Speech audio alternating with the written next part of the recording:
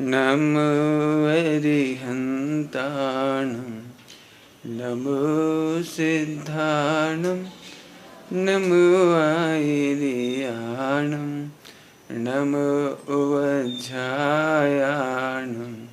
नमो लोये सबसाहूणम्।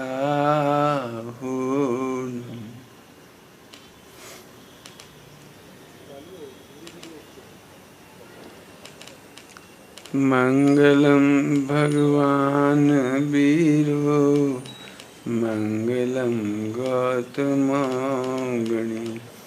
मंगलम कुंद कुंदायो जैन धर्मोस्तु मंगलम सर्वमंगल मांगल्यम सर्वकल्याणकारकम प्रधानम सर्वधर्माणां जैनं जयतु शासनम्।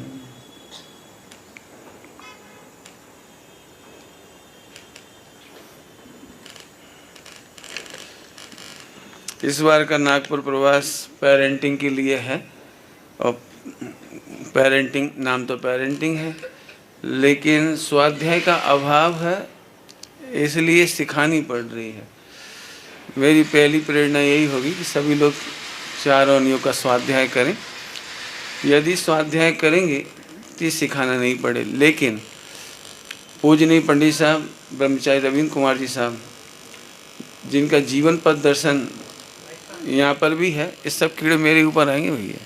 तुमने सारी लाइट बंद करके मेरे ऊपर लाइट जलाई है ना।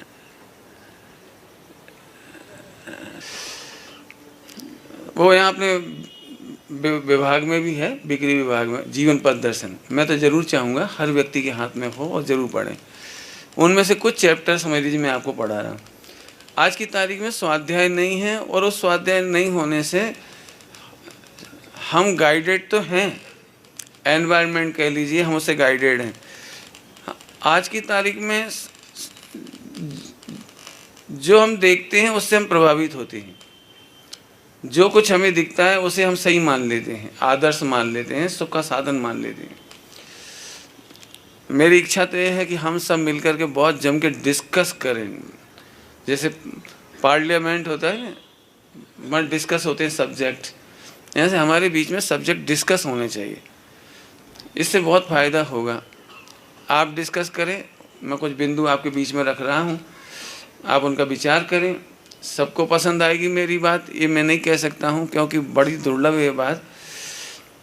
लेकिन यदि मोक्षगामी जीवों को तो पसंद आएगी, जिन्हें स्ट्रेस नहीं चाहिए। आज की तारीख में जो कुछ हम सीख रहे हैं वो टेलीविज़न से, मोबाइल से, इंटरनेट से सीख रहे हैं, और उसका फल ये हो रहा है कि दिनों दिन तनाव बढ़ रहा है, तलाक हो रहे हैं, हर व्यक्ति परेशान है, कह नहीं पाता है लेकिन सोचता है। क्योंकि दूसरों के जीवन में घटनाएं देखते तो अपने में लगता है कि कहीं ऐसा अपने यहाँ ना हो जाए, कहीं हमारे बच्चों के तलाक नहीं हो जाए, कहीं हमारी बेटी परेशान नहीं हो, कहीं हमारा बेटा परेशान नहीं हो। लेकिन हम बहुत डेप्थ तक नहीं जाते हैं उनके सॉल्यूशन के लिए। फिर ये सोचते चलो सारी दुनिया में ऐसे ही चल रहा है, तलाक हो गया तो क्या हुआ। जैसे एक समय बहुत बुरा मानते थे कि अपनी बच्ची किसी अन्य जाति के लड़के के साथ चली जाए तो छोड़ो, सड़क पर घूमती भी मिल जाए ना लड़के के साथ तो बहुत बुरा माना जाता था। लेकिन आज की तारीख में कहना भी अच्छा नहीं लगता कि जितने गलत तरीके से घूमते हैं, बैठते हैं, उठते हैं, मोटरसाइकिल पर चलते दिखाई दे जाते हैं, बगीचों में बैठे मिल जाते हैं, बिल्कुल सरेआम घूम रहे हैं। इसका मतलब है माँ बाप ने सोच लिया, बिल्कुल ठीक है। कई बार ऐसा तब बहुत दुख लगता है जब मम्मी पापा ये कहते हैं अरे लड़की अपने आप शादी कर ले तो और अच्छा, हमारी झंझट खत्म, ना दहेज देना पड़े, न लड़का ढूंढना पड़े, न झिकझिक करनी पड़े, वो अपने आप भाग जाए, बस खत्म। मैं क्या कहूँ इस मामले में, मैंने एक समय का बदलाव है वो अपन महसूस कर रहे हैं। आइए मैं गाइडिंग करने की कोशिश करता हूँ। दोपहर में मैंने इसका प्रसंग प्रारंभ किया था, उससे आगे की चर्चा अभी लेना है मुझे। माता पिता की आज्ञा से जिनाम नाय के अनुरूप माता पिता पंच परमेष्ठी और पंचों की साक्षी में जो विवाह होगा, उस विवाह की चर्चा तक अपनी चर्चा समझ लो हो गई। बस इतने ही चलने दो, जो होगा तो ठीक है, वीडियो मत बनाओ, कोई दिक्कत नहीं। चलिए, निराबाद बातें हों अब थोड़ी सी। अभी इस चर्चा को लेना चाहता हूँ। मैं ब्रह्मचारी हूँ हालांकि, लेकिन मैं आपको सॉल्यूशन बताना चाहता हूँ। स्ट्रेस का मूल कारण, एक बहुत अच्छे शब्दों में कहूँ, एक ही शब्द में, तो वह है आज की तारीख के हमारे बच्चे बहुत पढ़ लिख करके पलायनवादी हो रहे हैं। और पलायनवाद विश्व की समस्त पीड़ाओं का आधार है, समस्त पीड़ाओं का कारण है। पलायनवाद क्या होता है, इसको हम ऐसे समझें, जैसे आजकल शादी भी हो गई ना, तो बच्चे नहीं चाहते, बड़ी मुश्किल से चाहा तो एक आध बच्चा, ये पलायनवाद की निशानी है। हम अच्छी तरह से जानते हैं कि एक जाति विशेष की संख्या आज़ादी के बाद से दोगुनी तिगुनी हो गई और जैनियों की संख्या आज की तारीख में घटती जा रही है। बच्चियों की संख्या घट रही है, जैसे तैसे कुछ बच्चियां हैं तो इंटरकास्ट में चली जाएंगी, लव अफेयर करके शादी करके चली जाएंगी, इधर उधर चली जाएंगी। हमारे घर में अजैन बच्चियां आएंगी। अब जैनत्व के संस्कार की चिंता किसे है? जैन धर्म के संस्कार का क्या होगा? आज आप जाकर के देखिए, संख्या घटती चली जा रही। पूरे हिंदुस्तान की पॉपुलेशन में हम पहले पॉइंट सब मिला कर हो, दिगंबर, श्वेतांबर और तारण समाज, सभी लोग मिलकर के 20 पंथी 13 पंथी जितने भी, वो सब मिला कर, माने महावीर भगवान को मानने वाले सारे अनुयायियों की संख्या 0.4 थी, आज 0.3 है। मैंने संख्या घटी है। मैं इस पर ज़्यादा उधर से नहीं जाना चाहता, मैं ये कहना चाह रहा हूँ, इसमें एक लॉस है। घर में एक ही बच्चा पसंद किया जाता है, इसके पीछे एक बहुत बड़ा लॉस बताना है मुझे। संस्कृति, वो क्या कहना, समाज की सामूहिक पॉपुलेशन, उससे मुझे ज़्यादा मतलब नहीं है। लेकिन मैं दूसरी बात कहना, आज की तारीख में आप जब कभी पुराण पढ़ो, सुकुमाल चरित्र, सुकौशल चरित्र, आपने देखा है माँ को अपना बेटा इतना प्रिय था कि उसने मुनिराजों को तक दर्शन से बाध्य कर दिया कि मुनिराजों को दर्शन तक ना मिले। समझ गए होंगे मेरा इशारा? कल्पना करो, जिनके घर में एक ही बच्चा है, एक ही बच्चा है, वो माँ बाप कब सोचेंगे कि मेरा बच्चा ब्रह्मचारी हो जाए? कब सोचेंगे कि मेरा बच्चा मुनिराज बन जाए? वे कब सोचेंगे कि ये आर्यिका बन जाए? वे कब सोचेंगे ये बात? यदि वो बच्चा जाते हुए दिखाई देगा ना मंदिर पाठशाला, तो पति पत्नी में झगड़ा होता है, और भेज दो मंदिरों से, धर्म में निकाल दो। अपना क्या होगा बुढ़ापे का? बुढ़ापे में अपने को कौन सेवा करेगा? समझ गए मेरा इशारा? अब मेरी बात सुनने में थोड़ी बुरी लगेगी, लेकिन मैं देख रहा हूँ चारों तरफ माँ बाप बच्चे के प्रति इतने आसक्त होते हैं कि धर्म में नहीं लगाना चाहते। मेरे पास ऐसे पेरेंट्स आते हैं, जब बच्चा बिगड़ जाता है, इकलौता बच्चा होता है तो लाडला होता है, लाडला होता है तो बिगड़ जाता है। वो बिगड़ जाने के बाद की घटना सुना रहा हूँ। एक लड़का MSc विदिशा में, और रंग ढंग ठीक नहीं, तो उसके पेरेंट्स मेरे पास 20 साल पहले आए कि पंडित जी ये थोड़ा सुधर जाए। अब संयोग से वो प्रवचन में आया तो सुधर गया। सुधर गया तो इतना ज़्यादा सुधर गया कि वो मेरे साथ ही जाने लगा। ब्रह्मचर्य की भावना होने लगी उसकी। तो अब पेरेंट्स ने बाधा डालना शुरू करी, नाना प्रकार से दबाव डालने की कोशिश करी वो ना जाए। तो हमको ऐसा तो ले नहीं जा रहे, कोई किडनैप तो कर नहीं रहे। बिल्कुल मत जाओ, आप घर में मम्मी पापा की सेवा करो, अच्छे से रहो, कोई दिक्कत नहीं, धर्म आराधना करते रहो। लेकिन अब वो बात बताना चाह रहा हूँ, वो बच्चा आज मेंटली टोटली डिस्टर्ब हो गया। शादी भी नहीं हुई, हमारे पास भी नहीं आने दिया, इतना मेंटली डिस्टर्ब हो गया है कि अभी 10 लक्षण पर्व में मंदिर तक नहीं आया। घर के अंदर ही जानो क्या करता रहता, पता नहीं क्या करता रहता। और पिताजी अब कह रहे हैं मैं 50 लाख देने तैयार हूँ आपको, मेरे बेटे को अपने साथ ले जा। तो मैंने कहा भाई हमने पहले कहा था, अब बच्चे को समझो, बच्चे की भावना समझो। तो बोले मैंने आपको इतना सुधारने के लिए थोड़ी कहा था आपने तो इतना ज़्यादा सुधार दिया। मैंने तो इतना सुधारने के लिए कहा था मंदिर जाए ताकि शादी हो जाए। मैंने परिस्थिति ऐसे बिगड़ जाती है। तब से मेरे दिमाग में आई कि जिनकी एक ही बच्चा होता है उनकी मेंटलिटी ये होती है। मैंने समझ में आया सुकोशल और सुकुमाल की माँ बनने जैसी, कि हमारा बच्चा भगवान न बन जाए, मोक्ष मार्ग में ना चला जाए। इसलिए मैंने बहुत सोचने के बाद एक पैटर्न सोचा। मैं नहीं मानता हूँ कि आप मान पाओगे मेरी बात, लेकिन सही बात ये है कम से कम घर में 4 बच्चे हों तो माता पिता निश्चिंत हो सकते हैं। बाय द वे एक बच्चा पढ़ लिख करके अमेरिका चला जाता है। आज आप देख ही रहे हो जैन समाज के बच्चे लगभग बहुत ब्रिलियंट होते हैं, तेज होते हैं पढ़ने लिखने में, और माँ बाप भी खूब जान लगा के पढ़ा भी देते हैं उनको, और वो अमेरिका चला जाता है। गुजरात का तो मैंने बहुत सुन रखा कि हर तीसरा मेंबर गुजरात का। माने इसका दुख ये है कि एक बहुत बढ़िया फैमिली, अरबों रुपए हैं इनके घर में, घर का बहुत बड़ा आलीशान मकान है। मैं नाम नहीं बताना चाहूँगा, डॉक्टर हैं और 98 साल की उम्र में, जब भुज का कंप आया था ना, भुज का भूकंप, उस समय उनका मकान भी क्रैक हुआ था। लेकिन पति पत्नी 80-90 साल की उम्र में उस समय अपने घर में थे। बेटा तो भी नहीं आया और आखिरकार दोनों एक्सपायर हो गए आज की तारीख में, लेकिन बेटा अब भी नहीं आया। मैंने एक बेटा होगा चला गया अमेरिका, तो आप घर घर जाके देख लो हो क्या रहा है। अब बच्चों को ये लगता है बच्चे तो आते ही नहीं है, अब हम करें क्या। अब दूसरी तरफ से जाके देखो, एक बच्चा हो पढ़ लिख के अमेरिका चला जाए, एक आध बच्चा आपके पास रह जाए, एक आध बच्चा हमारे पास आ जाए मैंने जैन शासन की सेवा में आराधना का मन हो तो आ जाए, नहीं हो तो कोई बात नहीं। क्यों? जैन शासन को चलाने के लिए आचार्य भी चाहिए, उपाध्याय भी चाहिए, साधु भी चाहिए, आरिकाएँ भी चाहिए, श्राविकाएँ भी चाहिए, श्रावक भी चाहिए, ब्रह्मचारी त्यागी व्रती भी चाहिए, और ऐसा भी बालक चाहिए जो स्मारक में पढ़ करके विद्यालय का शास्त्री बन जाए। आज आप क्या समझ रहे हो, यदि इस कैंपस में आज इतना बड़ा आयोजन हो रहा है तो हमारे स्मारक के शास्त्री की वजह से हो रहा है।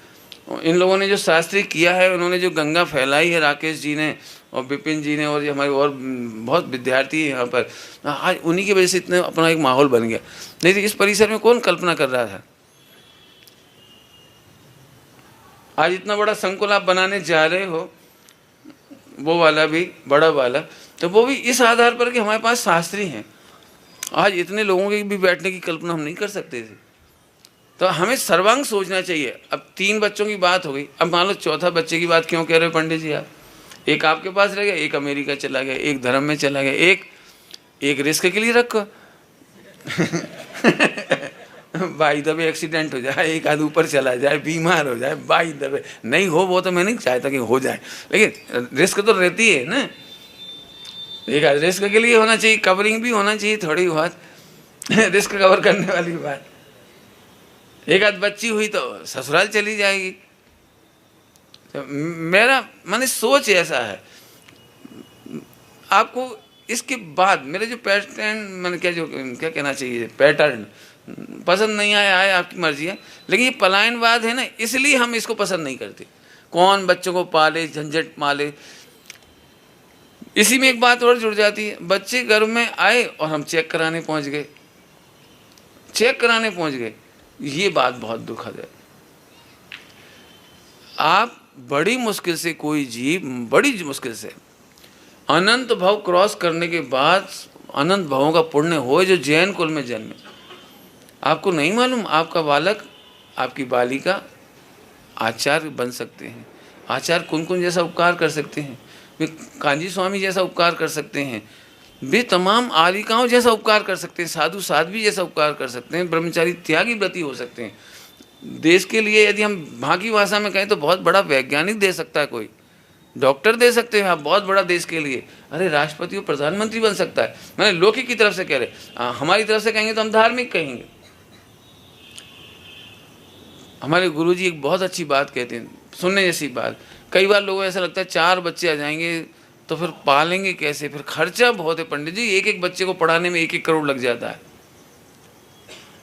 अब इसमें एक नई ट्विस्ट आ गई, समझ लीजिए, शिक्षा।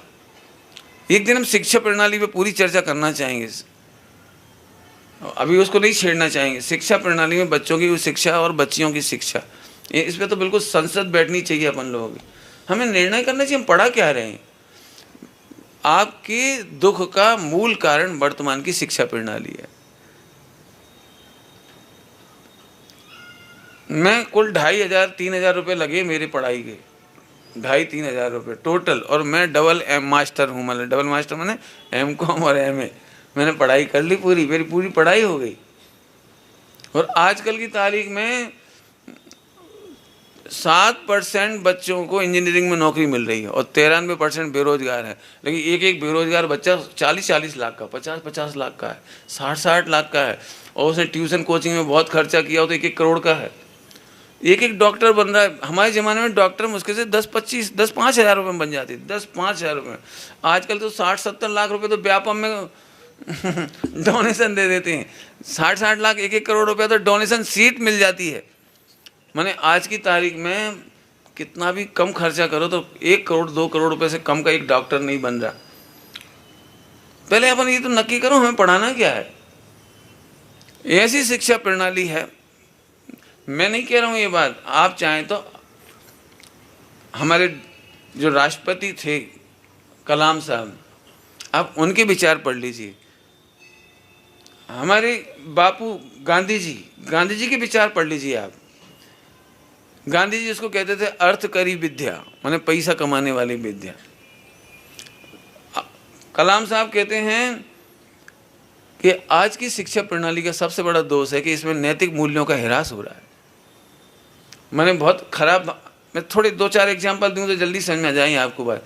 जैसे ये छोटे छोटे बच्चे ना, ये छोटे छोटे बच्चे ये मोबाइल ग्रैंडफादर से बढ़िया चला लेते, तो ग्रैंडफादर मालूम इन बच्चों को, बेटा इधर आना चिंटू, क्या हुआ बेटा, ये कहाँ से चालू होता है। तो इतना सा बच्चा जो कक्षा 1-2 पढ़ रहा होगा या नर्सरी पढ़ रहा होगा, उसके बोलने की टोन देखो आप कितनी अविनयशील होती है। और वो दादा आपको इतना भी नहीं आता, बच्चा ऐसे बोलता है देखो। मैंने उसको ऐसा लगता है मैं सब जानता हूँ, ग्रैंडफादर कुछ नहीं जानते। मेरे चाचा जी पढ़े लिखे ऑफिसर थे और उनका बेटा 6ठी-7वीं पढ़ता था जिस समय। उस समय चाचा जी ने बेटे से कहा कि अपन अपने, जैसे तुमको मैं अच्छा लगता हूँ ऐसे मेरे को मेरी पिताजी अच्छी लगती है, जैसे तुमको मैं अच्छा लगता हूँ ऐसे मुझे मेरी पिताजी अच्छी लगती है। इस बार अपन आपके दादा को, ग्रैंडफादर को ले चले अपने साथ। तो 6ठी पढ़ने वाला बच्चा जो बोला वो मैं बताता हूँ आपको। उस समय नहीं, ग्रैंडफादर को नहीं ले जाना, कितना अगली लुकिंग है, कितने भद्दे लगते हैं, देखने में अच्छे नहीं लगते, मेरे फ्रेंड क्या बोलेंगे, पापा आपके पापा कितने गंदे हैं, कितने वृद्ध आदमी है, तो वृद्ध हो तो वृद्ध के तरीके से होते हैं।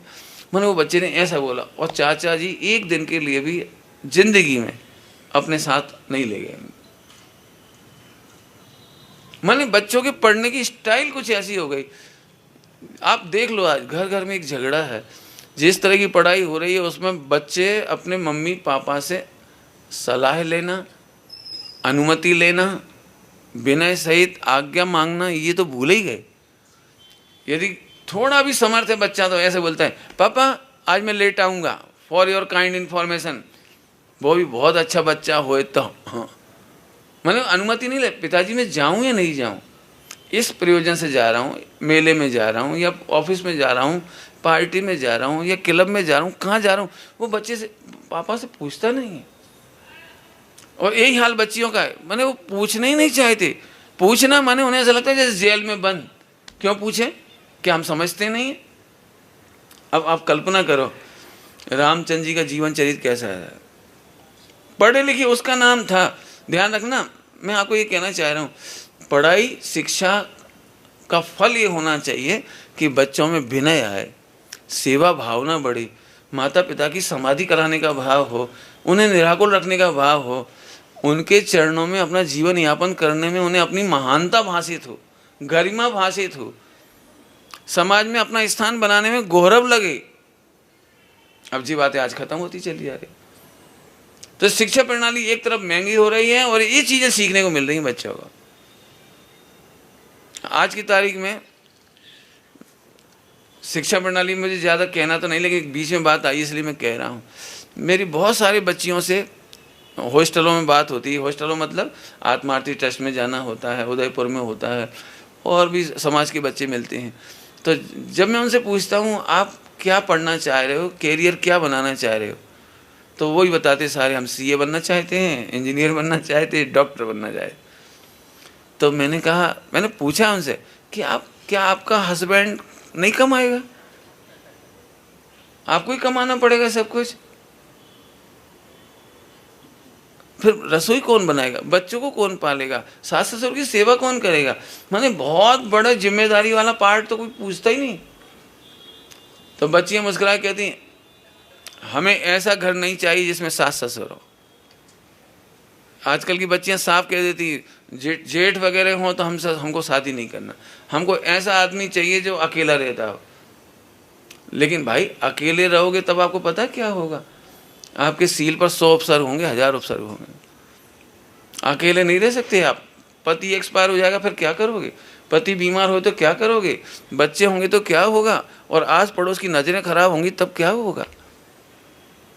लेकिन उस तरफ दृष्टि नहीं जाती। ये मैंने कहा कि दृष्टांत दिए पलायनवाद की, ये पलायनवाद के दृष्टांत हैं सारे। माँ बाप की सेवा नहीं करना चाहते, बहुत बड़ा पलायनवाद है। सास ससुर की सेवा के नाम पर तकलीफ है, बहुत बड़ा पलायनवाद है। और बहुत बड़ा बच्चों का पालन नहीं करना चाह रहे, ये पलायनवाद है। और आप देखते जाओ जैसे जैसे पढ़ लिख कर तैयार हो रहे हैं, बच्चों की क्वालिटी सोशल नहीं बच रही है, सामाजिक धार्मिक नहीं बच रही है, और उसी का फल आ रहा है कि स्ट्रेस बढ़ता चला जा रहा है। बहुत दुख के साथ कहना पड़ रहा है कि अब हमें इस बात में खुशी हो रही, नागपुर में कौन सा ओल्ड एज होम बहुत अच्छा है। गवर्नमेंट भी गर्व से कहती है हम इसके लिए सुविधाएं देने वाले हैं, बढ़ाने वाले, और लोग खुश होते हैं, तालियां बजाते हैं, हाँ ये ओल्ड एज होम बहुत अच्छा है। इसका मतलब समझ में आ रहा है आपको, पूरे हिंदुस्तान में एक भी ओल्ड एज होम नहीं था। पूरे हिंदुस्तान में माता पिता की सुंदर समाधियां हुआ करती थी, घर घर में चर्चा हुआ करती थी, अरे भैया उनकी बहू ने बड़ी सेवा करी। अब ये बात उल्टी हो गई, अब ओल्ड एज होम, और ओल्ड एज होम से चले जाते हैं आईसीयू में। आईसीयू तो समझते ही होंगे आप लोग, नोबडी कैन सी यू। आप ऐसे स्थान पर पहुंच जाते हैं, मैंने नमोकार मन सुनने का भी स्थान नहीं बचता वहां पर। तो इन बातों की एंगल से आप सोचिए कि हमारी जीवन जीने की कला कैसी होनी चाहिए, विधि कैसी होनी चाहिए। एक बात पूरी हुई। अभी दूसरी बात, बच्चों की ड्रेस, दोनों की ड्रेस के बारे में कहना है मुझे थोड़ा। इस संस्कार देने की बात है। दुख इस बात का है, मेरे पेरेंटिंग वाला यदि आप लेख पढ़ोगे तो उसकी पहली लाइन लिखी है मैंने, बच्चे निर्दोष हैं उन्हें बिगाड़े नहीं। पहली लाइन है बच्चे निर्दोष हैं उन्हें बिगाड़े नहीं। मैं बिगाड़ने के बहुत सारे एग्जाम्पल उसमें लिखे मैंने। छोटा सा बच्चा नहीं कहता आप हमें स्लीवलेस कपड़े पहनाओ, छोटी सी बच्ची नहीं कहती आप हमको विदेशी हीरोइन की तरह सजाओ, बाल काट दो या फला कर दो, या चाय जैसे कपड़े पहनाओ, या चाय जैसा मेकअप लगाओ। ये छोटे बच्चे होते हैं 2 साल का 1.5 साल का, वो नहीं कहता आप हमारे लिए मोबाइल दीजिए खेलने के लिए। लेकिन जरा बच्चा रोया और मोबाइल पकड़ा दिया। ये बिगाड़ने की स्टाइल बता रहा हूँ। हो सकता है इतना सा 2 साल का बच्चा मोबाइल में देखने के नाम पे चुप हो जाए, लेकिन बच्चे की आंख खराब होएगी, बच्चे की आदत खराब हो जाएगी। मैंने ऐसे बहुत सारे एग्जाम्पल दिए हैं कि जब बड़े होने पर लोग कहते हैं पंडित जी हमारा बच्चा बिगड़ रहा है, उसे कैसे सुधारें। तो मैंने कहा बच्चा नहीं बिगड़ रहा है, आप बिगाड़ रहे हो उसे। बहुत सरल दृष्टांत दूँ आपको। आपके पास 6 महीने का बच्चा हो, उसने कभी कंप्लेंट नहीं की कि दूध में शक्कर नहीं। दूध में शक्कर डालना हमने सिखाया उसे। बच्चे को आप ककड़ी पकड़ा दो, सीधे मुंह में डाल देगा, एक बार भी रोता हुआ नहीं चेहरा दिखाई देगा। वो ये नहीं कहेगा मुझे जीरा मन चाहिए। माने मैं कहूँ एक छोटा सा बच्चा होता है ना, वो साधुओं जैसा रस परित्यागी होता है। वो कोई भी चीज़ आप उसे दे दो, वो उसकी कंप्लेंट नहीं करता है। टॉफ़ी खाना आपने सिखाया उसे, बिस्किट खाना आपने सिखाया, आइसक्रीम खाना आपने सिखाया। मेरा मतलब है कि आप जो सिखाओगे वो सीखेगा वो। तो कपड़ों के मामले में मुझे कहना है, मैं फिर कहता हूँ, हो सकता है मेरी बात आपको समझ में इसलिए नहीं आएगी क्योंकि आप टेलीविज़न देख रहे हैं, आप इंटरनेट देख रहे हैं, आप दुनिया देख रहे हैं। मैंने कितना दुखद लगता है आज की तारीख में। मैंने सबसे पहली बार हस्तिनापुर में गया और कुछ महिलाएं, मैंने विदिशा में तो कभी ऐसी महिलाएं देखी नहीं थी ऐसी ड्रेस में। तो वहाँ पर वो क्या कहलाती है, वो सलवार और क्या पहनती हैं, सलवार और ऊपर पहनती हैं समीज, क्या कहते हैं, कमीज, जो भी कुर्ती पहनती हैं, जो भी कुछ, और सिर पे उसी तरह का, बिल्कुल पंजाबी जैसे लग रहे थे सब लोग। तो उन्होंने पूछा कि आपने सुमित प्रकाश जी को देखा है यहाँ? तो मैंने सोचा जी पंजाबी लोग सुमित प्रकाश जी को क्यों ढूंढ रहे हैं? अब वो मेरे से पूछ रहे। हाँ, तो मैंने कहा आप लोग कौन हैं? तो अब उनका लहजा तो वही होता है बोलने का, वैसी ड्रेस पंजाबी जैसे। मैं बिल्कुल नहीं पहचान पाया कि ये जैन लोग हैं। खैर, अब मैं ज़्यादा नहीं बोलता हूँ। तो फिर वो प्रवचन वगैरह सुना, तो उन्होंने कहा अच्छा आप ही हो? तो मैं ठीक है, आपके समझ आया? मैंने पहली बार वो ड्रेस देखी। अब तो आजकल कितना दुखद लगता है, एक बहू वो पहनती क्या कहलाती है, जीन्स, और ऊपर क्या पहनती है, वो जो भी बनियान टी शर्ट टॉप कह देते हो, बनियान पहन लेती हो। अब मैंने क्या कहें, मैंने किन शब्दों में इस बात को कहें कि स्त्री के लिए आंचल एक बहुत कीमती चीज़ है, लेकिन उसका अति पता नहीं रहा, वो दुपट्टी गायब होता चला जा रहा है। फिर आप ही कंप्लेंट करोगे, लोग हमें हैरान करते हैं, देखते हैं, छेड़ते हैं, फला करते हैं, ये करते हैं, वो करते, लेकिन ये गलती हमारी तरफ से स्टार्ट हुई। बच्चे नहीं मांगते, मैं क्या इतने इतने से बच्चे, आप मेरी बात मानो, आप ड्रेस के बारे में इंटरनेट पे सर्च करो, जितने लोग इस कपड़े पहनते हैं नीचे जीन्स वगैरह, जीन्स 90% लोगों के लिए ऑक्सीजन ही नहीं जाती वहाँ तक। पसीना आता है तो वहीं जब्त होता जाता है, फंगस होती जाती है, ईचिंग होती जाती है, बीमार होते चले जाते हैं, और इसके बावजूद भी वही कपड़े पहने जा रहे। मुझे ये नहीं समझ में आता है कि कपड़ा पहनने का उद्देश्य दिखाना है या शरीर के स्वास्थ्य की रक्षा करना है, सील की रक्षा करना है। मतलब हम कपड़े पहनते काहे के लिए हैं? अब वो कपड़े ऐसे हो गए, आप देखो क्रिकेट के खिलाड़ी अभी भी कॉटन के कपड़े पहनते हैं, नीचे ट्राउजर होता है और ऊपर इतना ढीली शर्ट होती है आराम से खेल सकें। जितने खेल वगैरह हैं सब कॉटन पहनते हैं, ये लोग जीन्स क्यों नहीं पहनते? अब मैं जीन्स की अकेली बुराई नहीं कर रहा हूँ, मैं उन सब कपड़ों के बारे में कहना चाहता हूँ जो देखने में, पहनने में और स्वास्थ्य के लिए अच्छे नहीं होते, सील के लिए अच्छे नहीं होते। अब ये संस्कार पेरेंटिंग की जिम्मेदारी है, बच्चों की जिम्मेदारी नहीं, ये हमारी जिम्मेदारी। हम बच्चों को पहले ही बताएं। आप चाहें तो हमसे और जानकारी ले लें।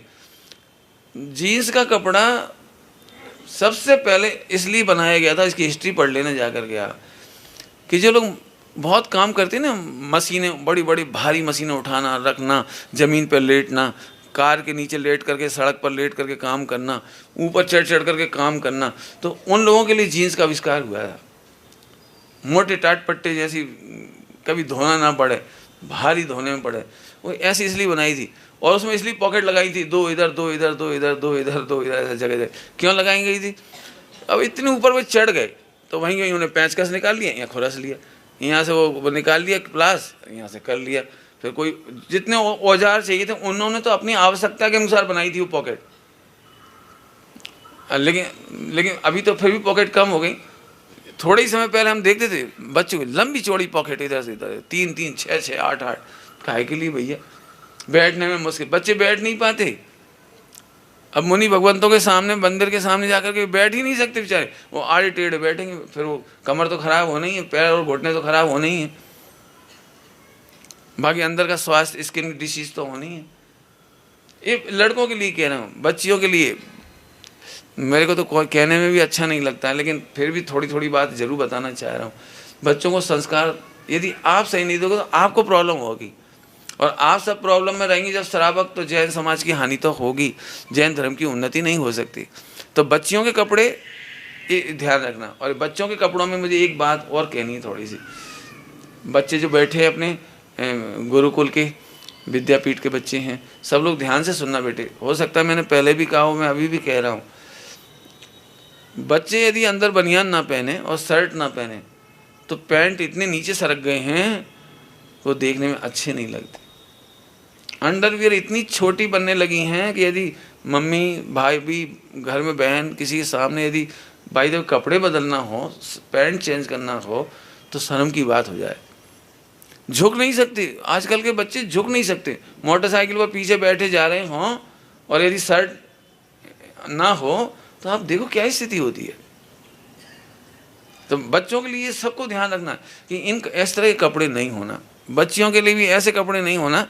फिर से एक बात मैं कहता हूँ, आप सब समझ लेना, फिल्मी हीरो हीरोइन हमारे आदर्श नहीं है।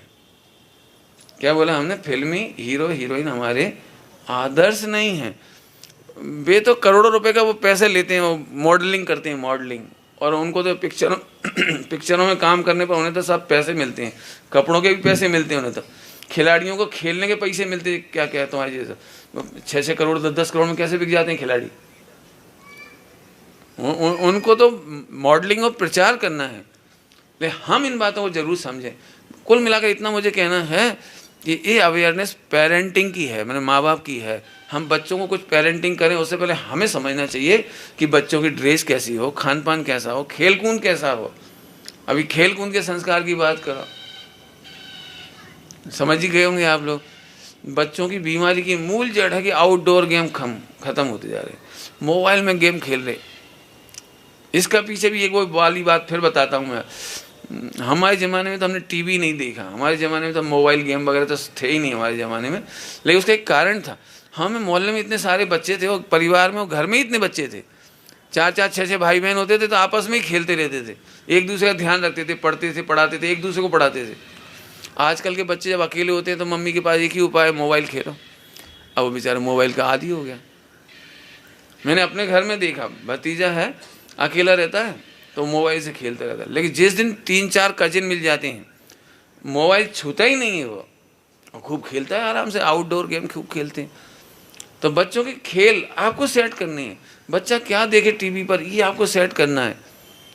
क्योंकि बच्चा केवल दृश्य नहीं देखता, पॉइंट नोट करना आप, वो सीखता है। क्या कहा हमने? जो कुछ वो देखता है वो सीखता है। हमें इस एंगल से देखना चाहिए। चलो थोड़ी आगे की बात करता हूँ। बच्चों को डराए नहीं। क्या बोला हमने? बच्चों को, आपको पता है सम्यक दृष्टि के 8 अंगों में से पहला अंग कौन सा है? निसंकेत अंग। और निसंकेतता में एक बात आई, सप्त भयों से रहित। मुझे 2 बातें बतानी है इसमें भी। एक तो बच्चों को भय नहीं पैदा करें। भय का मतलब समझ गए आप? बचपन से ही बच्चा डरता भी हो ना, कभी सोते में डर जाए, सपने में डर जाए, तो आप ये नहीं कहें अरे डर गया, इतना सा चक्कू रख ले, काला धागा बांध ले, मिथ्यात्व का संस्कार है बेटा, बोलो नहीं भूत आ जाएगा, चुप बाबा पकड़ ले जाएगा, ए पुलिस वाला ले जाएगा। कई बार मेरे साथ ऐसा होता है, हम भोजन करने जाते हैं और बच्चा डरता है बेचारा, बच्चा सामने नहीं आता, और जैसे जैसे आ भी जाता तो मम्मी कहती डमोकार मन सुना, तो डमोकार मन नहीं सुनाता, कविता नहीं सुनाता, वो डरता रहता एकदम। क्यों ये डर क्यों रहा है? अरे पंडित जी बहुत तेज है, बहुत चालू, क्या कहलाता है ये, बहुत तूफानी छोक रहा है, पता नहीं आपके सामने नहीं बोल रहा भाई। तो मैंने कहा जरूर आपने इसे कहा होगा, चुपचाप बैठे है ना, पंडित जी आ रहे हैं तुमने कुछ किया तो पकड़ के ले जाएंगे पंडित जी मारेंगे, पंडित जी डांटेंगे। मैंने आपने बच्चे के सामने हमारी ऐसी इमेज खराब कर दी कि बच्चा हमें देखते ही डर जाए, हमें देखते ही सोचा जी पंडित जी कब घर से जाएं समझ गए होंगे? बच्चों को भय का संस्कार नहीं दे। मुझे इसमें एक बात कहनी है, यदि आप चाहते हो कि आपका बच्चा सम्यक दृष्टि हो तो बचपन से ही उसको सम्यक के संस्कार दो। संस्कार की जो पुस्तक लिखी ना आपने, बहुत संस्कार सुधा निकाली जो, बहुत जोरदार है। वो सबको पढ़ने जैसी, उसकी प्रिंट निकाले और रखी हो तो सबको लेना चाहिए, घर घर तक पहुंचनी चाहिए उसको। सम्यक के संस्कार होने चाहिए। सम्यक संस्कार समझ गए? उसको ऐसे नहीं कहो बाबा आ जाएगा, भूत आ जाएगा। अरे यदि कोई सिखा भी दे ना कि भूत आ जाएगा, सुनो बेटा तुम पारसनाथ की संतान हो, आखिरकार भयंकर हारेगा, तुम नहीं हारोगे। तुम्हारे लिए सदाकाल नमोकार मंत्र शरण है। कोई भय लगे तो नमोकार मंत्र पढ़ो बेटा, कभी कुछ नहीं हो सकता। मैंने उसे निर्भयता की कहानियां सुनाओ, पारसनाथ की कहानियां सुनाओ, और ऐसी कहानियां और छांटो पुराणों में से। देखो बेटा सीता जी नहीं डरती थी, अग्नि में कूद गई थी, लेकिन देखो नमोकार मंत्र ने रक्षा की बेटी। देखो द्रौपदी का नमोकार मंत्र, देखो सील चीर बढ़ता चला गया। मैंने हमारा मतलब बच्चों को भयाक्रांत करने वाली कहानी नहीं सुनाई, ऐसी बात नहीं बताइए ये बेटा ऐसा हो जाएगा। मैं तो इस मामले में भी एक बात और कहना चाहता हूँ, आप बच्चे को समझाएं जरूर, लेकिन नरक का भय मत दिखाओ हर बात पर। आप बच्चों से वही पूछ लो, क्यों बेटा झूठ बोलने वाला कहाँ जाता है? नरक में, बस पक्का। 2-4 बार तो डरता है थोड़ा बहुत, इसके बाद तो बेधड़क कहता है नरक। देख लेना आप बोल करके, क्यों मम्मी हर बात पर, ए झूठा छोड़ोगे नरक चले जाओगे, ए भला करोगे पाप लगेगा नरक चले जाओगे। ऐसा नहीं हो सकता है कि हम उसे स्वरूप समझाएं और उसे कहें बेटा ऐसा नहीं करोगे तो स्वर्ग जाओगे, और बेटा सम्यक दर्शन प्रकट करोगे आत्मा में रमोगे तो मोक्ष जाओगे। फिर हो सकता है वो कभी पूछे ये नरक स्वर्ग और मोक्ष क्या होता है, पाठशाला में उसको उसका उत्तर मिल जाएगा। आप भी दे सकते हो। आपको मालूम ही होगा सारी दुनिया में फेमस है, मम्मी माता पिता एक बच्चे की पहली पाठशाला है।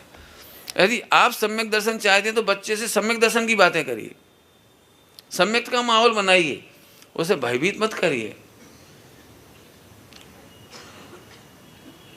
थोड़ी सी बातें और कर दूं, थोड़ी सी बातें, मिथ्यात्व के संस्कार नहीं डालना, इसलिए मैं कह रहा हूँ। बात बात में हम कहें ऊपरी आत्मा का असर है। मैं ये कहना चाह रहा हूँ बच्चों के सामने 4 लोग भी ऐसी बातें मत करो, और कोई व्यक्ति अजैन बैठ करके ऐसी चर्चा करे तो उनसे उस समय बच्चे को हटा दो वहाँ से। क्योंकि बच्चा जब ऐसी बातें सुनता है ना, 4 लोग बोलते हैं अरे भैया वो पीर, अरे पैगंबर, और वो क्या कहलाता है वो पीपल का पेड़, बट का वृक्ष, वहाँ भैया रात को 12 बजे भूत घूमता है। ऐसी बातें मत करो, और झड़वा लो और फुकवा लो, ऐसी बातें मत करो बच्चों के सामने।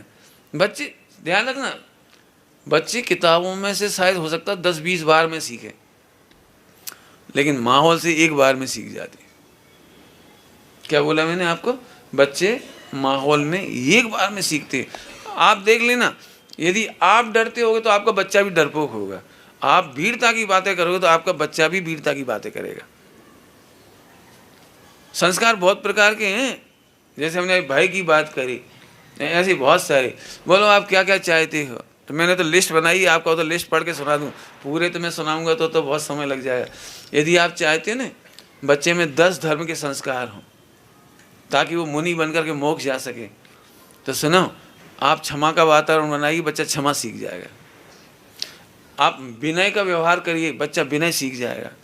आप सत्य बोलिए, बच्चा सत्य बोलना सीख जाएगा। आप ब्रह्मचर्य का पालन करिए, ब्रह्मचर्य का पालन करिए माने सील की 9 वाणों का पालन करिए। बच्चों के सामने कुशील बातें नहीं करिए, अश्लील गाने मत गाइए, अश्लील हरकतें मत करिए, अश्लील दृश्य मत चलने दीजिए, अश्लील फोटो मत लगने दीजिए, बच्चा सीलवान हो जाएगा। मैं कह भी नहीं सकता हूँ, घरों में बच्चों को अपन बहुत छोटा समझते हैं, इनोसेंट समझते हैं, जैसे कुछ नहीं समझता। यहाँ से गंदे गंदे पोज लगे रहते फिल्मी हीरो हीरोइन के, अथवा और भी जो गलत गलत चीज़ें होती है सिम्बॉलिक, वो लगी रहती है। बच्चों के सामने नहीं होना चाहिए। फिर कहता हूँ एक माहौल, एनवायरनमेंट जिसे आप कहते हैं, वो घर में होगा, बच्चा वही सीखेगा। आप मौन पूर्वक खाएंगे, बच्चा मौन पूर्वक खा के देगा। आपने देखा होगा कभी कभी जब मैं भोजन करने जाता हूँ या कोई विद्वान आते हैं घर में या मुनिराज आहार लेते हैं, आपने देखा है बच्चों को, उस दिन बच्चा मौन से खाता है, उस दिन वो थाली धो के पीता है, उस दिन कहता हम भी मुनिराज बनेंगे, मम्मी हमें पढ़ाओ। मैंने छोटे छोटे बच्चे, इसका क्या मतलब, बच्चे एक बार में सीखते हैं। इसकी बहुत सारी वीडियो है मेरे पास, कलेक्शन में रखी है। यदि मम्मी चिल्ला के बात करेगी तो बच्चा भी चिल्ला के बोलेगा। और नहीं तो करके देख लो, यदि आप बच्चे से अच्छे, आइए बेटे भोजन कर लीजिए, नहीं मम्मी अभी भूख नहीं है, ऐसे बोलेगा। तुम आ रहा है कि नहीं आ रहा है, जल्दी रोटी खाओ, नहीं आ रहा है। माने आप चिल्ला के बोलोगे तो बच्चा चिल्ला के बोलेगा, आप प्रेम से धीरे से बोलेंगे तो बच्चा भी धीरे से बोलेगा। आप बच्चे से कहिए जाओ बेटा दादाजी को बुला लो भोजन कर लें, तो वो भी दादाजी मम्मी बुला रही हैं आपको भोजन करने चलो, ऐसे बोलेगा। और आपने कहा जाओ दद्दा से कहो रोटी खा लें, तो वही रोटी खाने का जल्दी चलो। समझ गए आप, माने जैसा आप बोलोगे बच्चा वैसा सीखेगा। इतने में बहुत कुछ कह दिया, जैसे आप खाओगे बच्चा वैसे ही खाएगा।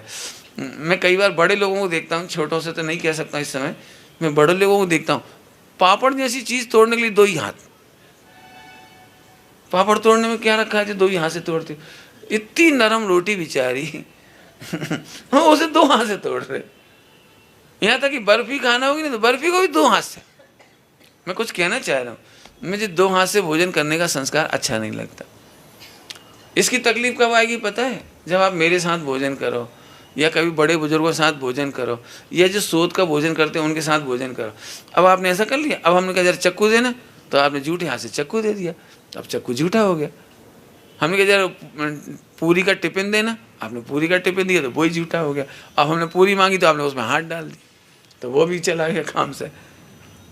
मतलब पीने का पानी आपने जूठा हाथ लगाया, अब वो पूरा जग जूठा हो गया, अब दूसरा व्यक्ति ले ही नहीं सकता उसमें से। जब आप बड़े लोगों के पास गुणवानों के साथ बैठोगे तब आपको शर्म आएगी। हॉस्टल में मैं हमेशा बच्चों को देखता हूँ, आपने देखा हो, मैं इन बच्चों के बीच में जब भी जाता हूँ शाम के टाइम भोजन करते देखता हूँ, तो मैं इन बच्चों को देखता हूँ तो मैं बच्चों को इशारा करता हूँ एक हाथ से खाइए। एक हाथ इतना अच्छा होना चाहिए कि जिस हाथ से आप कोई चीज़ ले सकें, दे सकें, परस सकें, ले सकें। अब ऐसी गंदी आदत पड़ जाती है ना, तो फिर वो अब बहुएं समझ लो जब ऐसे खाएं पिए और सब जूठा कर दिया। मैं एक छोटी सी घटना सुनाता हूँ। एक बहू थी, मुझे भोजन बना के करा रही थी, छोटा सा गांव था, कोई बात नहीं, ये तो सिंपल बात है, भोजन कराती हैं इस तरह से। लेकिन गलती देखो, जब गलतियां होती तो कैसे होती। उस बहू ने मेरी थाली पहुँच करके कपड़े से, चौके का कपड़ा है तो उसे थाली पहुँच कर उसने ज़मीन पर रख दिया कपड़ा, तो ज़मीन पर रख दिया, वहाँ तक तो चलो कोई बात नहीं। तो मैंने अब इशारा किया कि कपड़े को, इशारा मौन हो चुका था, मैंने कहा कपड़े को उठाना नहीं। बहू ने कपड़ा देखते से समझ गई कि ज़मीन पे नहीं रखना था, तो उसने उसे उठा के थाली में कनक में रख लिया, परात के अंदर, परात में आटा रखा हुआ था उसमें रख दिया। अब मैंने ऐसे किया क्योंकि मैंने सोचा था कि वो टच नहीं करें, अब पड़ा रहने दो, टच मत करना, दूसरा कपड़ा इस्तेमाल कर ले, लेकिन उसने उसमें रख दिया।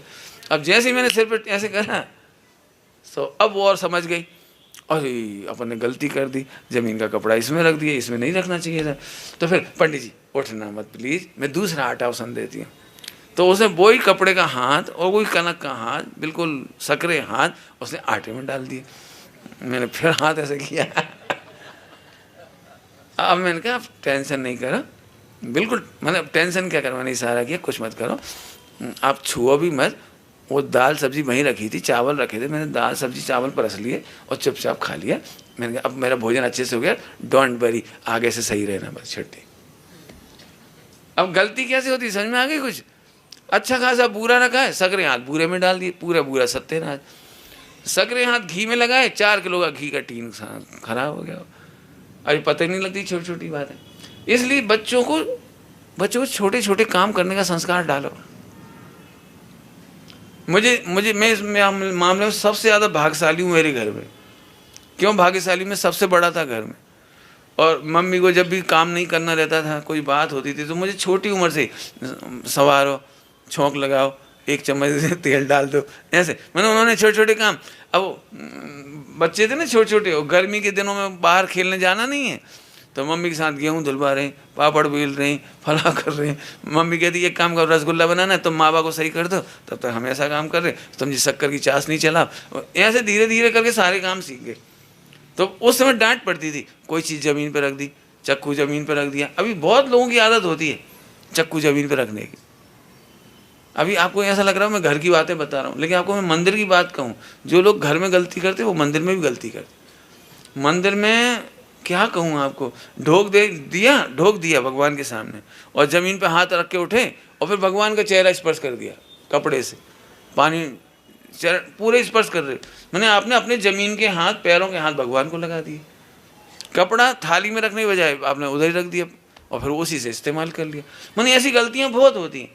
तो बात छोटी है लेकिन बहुत बड़ी है, और इसीलिए जब हम मंदिरों में जाते हैं तो बुजुर्गों का डर लगता है। हम समझदार लोग टोकते हैं, और उस समय आपको ईगो है, मैं तो बहुत बड़ा IAS हूँ, मैं तो कलेक्टर हूँ, ये मुझे टोकते कैसे हैं मंदिर में, मैं कुछ भी कर रहा हूँ, मेरे भाव। अब देखो एक और क्या बात कहते हैं लोग, मेरे भाव तो सही हैं, गलती हो गई तो क्या हुआ, फल काय का मिलेगा,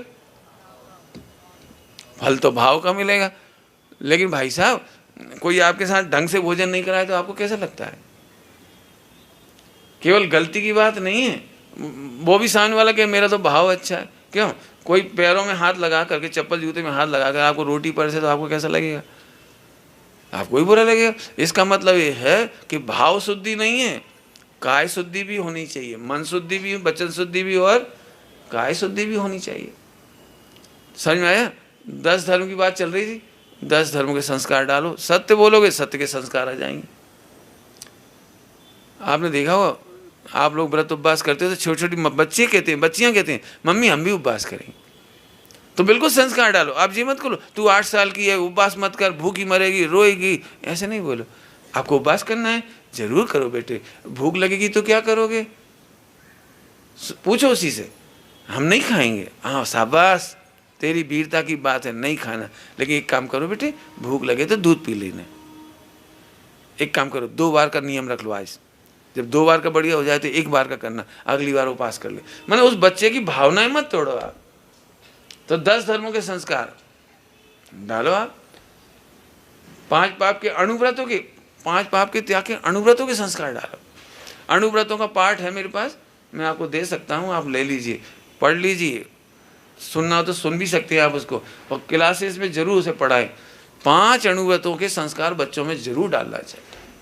मुझे तो एक बहुत अच्छे याद आता है, अणुव्रतों का बहुत बड़ा आंदोलन चलाया श्वेतांबरों में, बहुत अच्छा काम है। हम सबको मिलकर के अणुव्रतों का प्रचार करना चाहिए। आज बात समझ में आ रही? तो ये ऐसी बहुत सारी बातें हैं मैंने इसमें लिखी हैं। अभी अंधेरा ऐसा दिख नहीं है, मेरी टॉर्च कहाँ रख दी? हाँ ठीक है, लेकिन अभी टाइम भी हो गया, मैं आपको ऐसे और भी पॉइंट बताऊंगा। मैंने बच्चों में अच्छे संस्कार डालने की लिस्ट बनाओ और सही बात बताएं।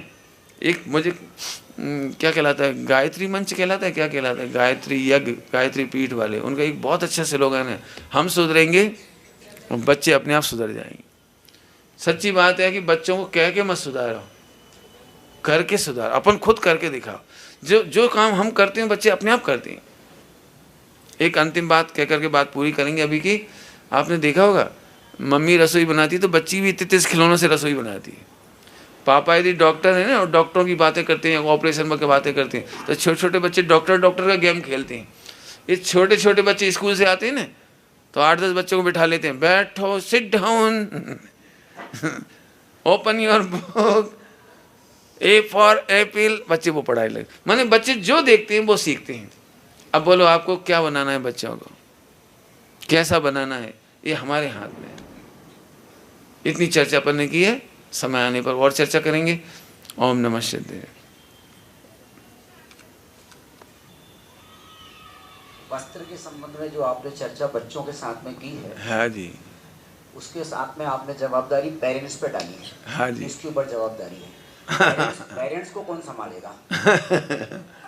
उसी के लिए अपन ये चर्चा कर रहे हैं। पेरेंट्स यदि समझ जाएं तो बच्चे जरूर समझेंगे। देखो मैंने एक बात कहता हूँ, बच्चों को डरा धमका के, मार पीट के सिखाने का कोई रास्ता आज की तारीख में नहीं है। अब भय की माहौल नहीं बचा, अब है अवेयरनेस का। आप खुद, मैं तो बल्कि ये चाहूँगा कि ये सब टॉपिक लिख लो और महिला मंडल में इन पर एक क्या कहना चाहिए, निबंध प्रतियोगिता होनी चाहिए। वस्त्रों के उद्देश्य क्या है, वस्त्र पहनने के उद्देश्य क्या है और उनकी पूर्ति करने में कैसे वस्त्र सहायक है। यदि ऐसे ऐसे प्रतियोगिताएं हो जाए ना तो धीरे धीरे अवेयरनेस होगी। देखो मैं ये नहीं मानता हूँ कि लोग नहीं मानते हैं, बात है कि समझदारी की चर्चाएं नहीं है। हमारे पंडित साहब एक बहुत अच्छी बात कहते हैं, विश्व का अकल्याण गंदे लोगों से नहीं होता है, गलत लोगों से नहीं होता है, सज्जनों की निष्क्रियता से होता है। क्या कहा हमने? विश्व का अकल्याण कहो, समाज की बुराई कहो, परिवार की बुराई कहो, जो सज्जन हैं, शिष्ट हैं, शिक्षित हैं, उनको ये आंदोलन चलाने चाहिए, उनको ये ध्यान रखना चाहिए। इसलिए मैं ये बात आपके सामने रख रहा हूँ। मैं जानता हूँ 1% आपको पसंद आएगी, लेकिन हो सकता है कोई भव्य जीव हो और किसी का मार्ग प्रशस्त होना हो, इसलिए ये बात आ रही है। जो भी जीव अल्पकाल में मोक्ष जाने वाले होंगे, ऐसे जीवों के लिए तत्व चर्चा की गंगा बहती चली जाएगी।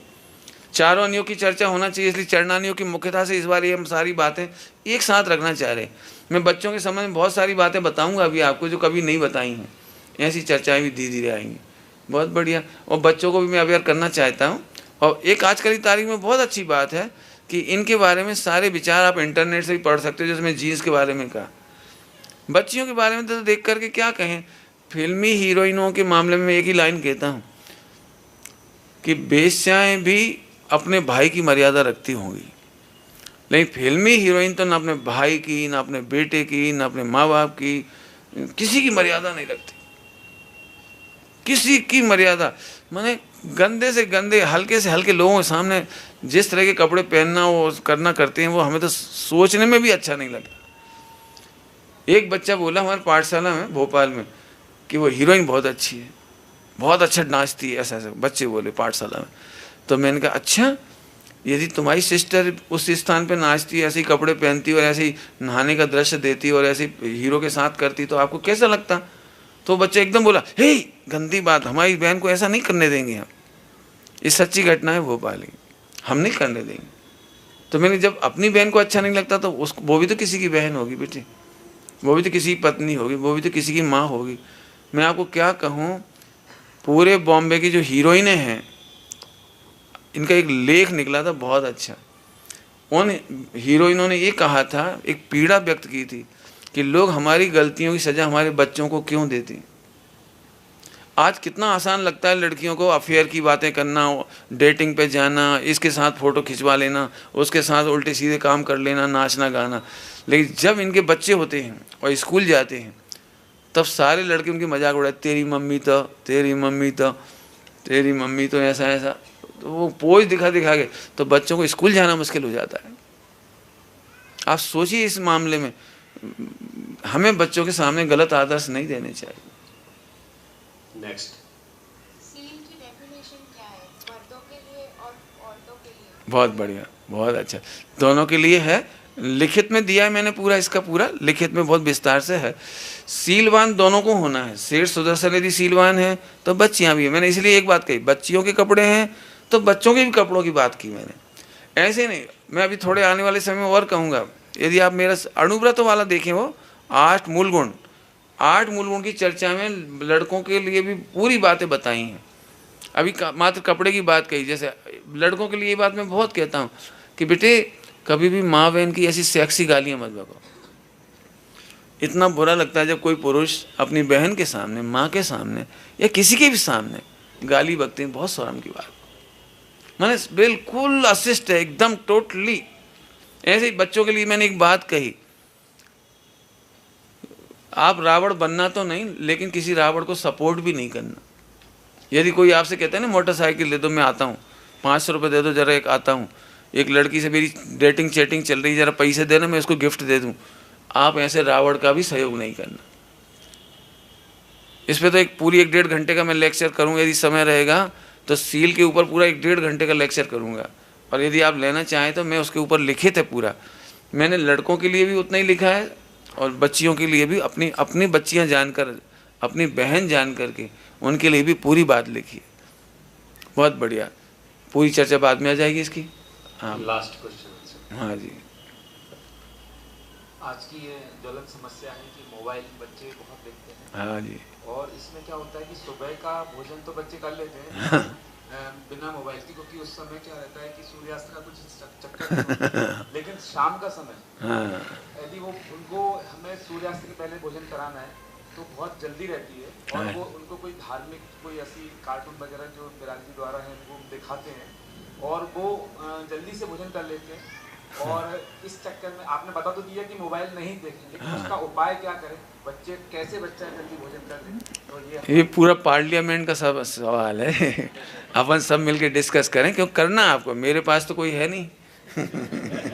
है आपके पास, आप सबको मिलके सोचना ही। बच्चे, मैं ये कहता हूँ, केवल अवेयरनेस एक बहुत अच्छी चीज़ है, चर्चा बहुत अच्छी चीज़ है। मैं आपको ऐसे उपाय बताऊंगा थोड़े से भी, कि बच्चों को मोबाइल से दूर रखने के लिए एक बहुत अच्छी चीज़ है। कुछ तो मैंने बता ही दिया। आपके घर में 4 बच्चे होंगे तो बच्चे व्यस्त रहेंगे, खेलेंगे कूदेंगे, और बच्चों को कंस्ट्रक्टिव गेम दिलाइए आप। अब बच्चों के साथ यदि बच्चे अकेले हैं घर में, तो फिर मम्मी को उसके साथ खेलना चाहिए, पापा को खेलना चाहिए। अब अपन क्या करते हैं, बच्चे को अकेला रूम में छोड़ दिया, अपन टीवी देखने लगे या सो गए, या उसको टाइम ही नहीं दे रहे। तो ये बहुत बड़ी जिम्मेदारी है कि बच्चों को या तो भाई बहनों का संग मिल जाए, या मोहल्ले के अच्छे बच्चों का संग मिल जाए, या फिर मम्मी 1-2 घंटे 3 घंटे उसके साथ खेले कूदे मस्ती करे, तो बच्चा कभी मोबाइल में नहीं जाएगा। बच्चों से अब वो है ना, आपको जकरबर्ग वगैरह, ये जो भोजन करने बैठते हैं, तो इनके सामने किसी के पास भी मोबाइल नहीं होता। 1-1.5 घंटा भोजन करते हैं, उस समय हिस्ट्री पे डिस्कस करते हैं, कल्चर पे डिस्कस करते हैं, अच्छी बातों पे डिस्कस करते हैं। स्टीव जॉब्स वगैरह थे जो, और वो तुम्हारे एक और क्या नाम था उसका, स्टार प्लस का मालिक, अच्छा ही नाम था इसका, स्टार प्लस का मालिक था जो। तो वो, इन लोगों के घर में कोई चीज़ नहीं है जो आप कह रहे हो। स्टीव जॉब्स ने अपने बच्चों को आईपॉड तक नहीं दिया, कुछ नहीं। उसके वे लोग आउटडोर गेम खेलने जाते हैं, घूमते फिरते हैं, बातचीत करते हैं। देखो सीधी बात है, हम बच्चे की गलती नहीं कह रहे, इसमें पेरेंटिंग में आपकी बात कर रहे हैं कि आप बच्चे को टाइम दीजिए। बच्चे को आप टाइम नहीं देंगे तो बाद में वो आपको टाइम नहीं देंगे। आज आपने उंगली पकड़कर चलना सिखाया है, तो उस दिन की तैयारी कर रहे हैं आप, जिस दिन आपको ज़रूरत पड़ेगी तो आपका हाथ पकड़ के वो मंदिर लाएगा, आपको सेवा करेगा। इसके लिए हमें तैयारी रखनी चाहिए। और भी चर्चा करेंगे, और भी यदि कोई के विचार आते हैं तो अच्छे अच्छे लिख करके दीजिए, शेयर करने लायक होंगे तो यहाँ से भी शेयर करेंगे, और मैं उसको लिखित में भी रख लूँगा। मैं तो चाहता ही हूँ खोल के डिस्कशन हो। बहुत अच्छा लगा। और चर्चाएं बाकी हैं और पूरी नहीं हो पाएंगी, ये ध्यान रखना। इनकी गहराइयों में आपको जाना है।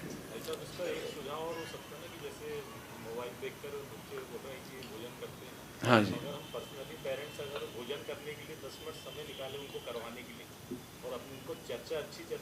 वो बस वही तो बताया वही अभी बताया, बैठें एक साथ, बैठें भोजन करें, अच्छी अच्छी बातें करें। अरे बहुत काम है बच्चों को सीखने सिखाने के लिए, मैनर्स की बातें करें।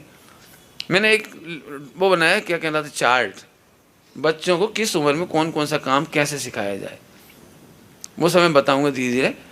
अभी की चर्चा बहुत ही सुंदर चर्चा यहाँ हुई।